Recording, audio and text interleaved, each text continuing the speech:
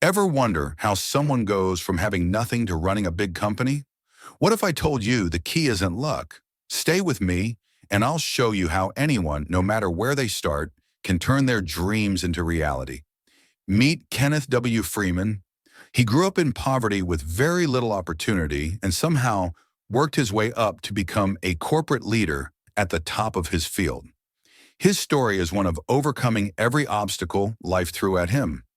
By the end of this video, let's discover how Freeman went from being a poor man to becoming a CEO. Freeman didn't grow up with a silver spoon. He came from a working-class family where money was always tight. I'm talking about struggling to make ends meet, kind of tight.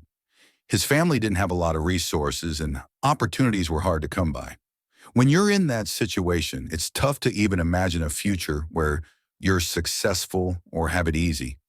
Education wasn't a given, and financial stability was something his family just couldn't rely on. On top of that, Freeman didn't have access to the same advantages that a lot of people do.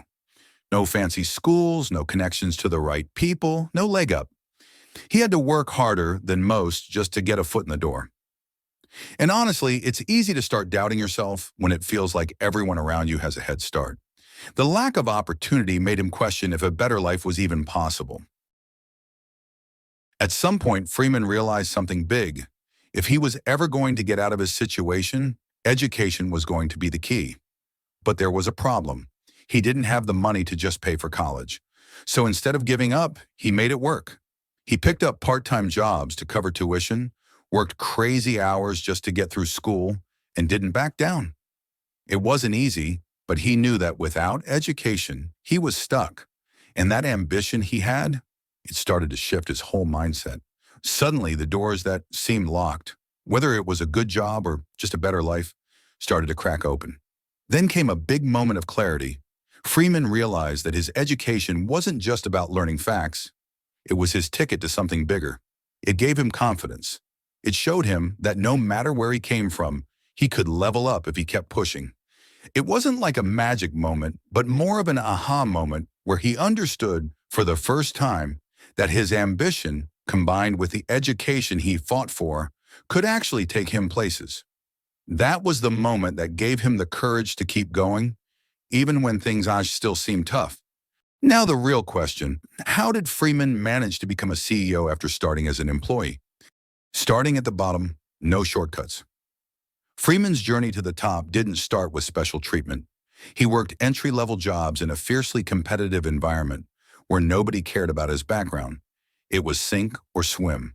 Freeman didn't let this deter him. He understood that to get noticed, he had to outwork everyone else. Determination and work ethic. What set Freeman apart was his relentless work ethic. He was always willing to hustle and take on more than what was expected. Even when he faced challenges that were beyond his experience, Freeman didn't back down. He understood that success wasn't about being perfect.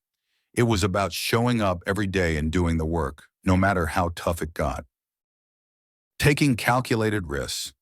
Freeman understood the importance of taking risks. He knew when to step out of his comfort zone, even if he wasn't fully qualified for a role. He didn't wait for the perfect moment. He created his own opportunities. One key turning point was when Freeman took a leadership position that was a stretch for him. Despite not having all the answers, he was ready to learn and adapt, and that boldness helped him climb the corporate ladder. Handling setbacks. Every career has its setbacks, and Freeman faced his share.